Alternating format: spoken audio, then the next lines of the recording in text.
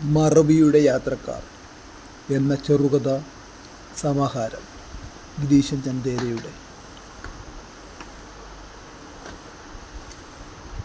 കഥയാണ് ജീവിതത്തിൻ്റെ മാർഗദർശനം. ജീവിതം തന്നെ ഒരു കഥയിലൂടെ മുന്നോട്ട് പോവുകയാണെന്ന് തെളിയിക്കുന്ന മനോഹരമായ ഒരു ചെറുകഥ അടങ്ങിയ പുസ്തകം മറവിയുടെ യാത്രക്കാർ.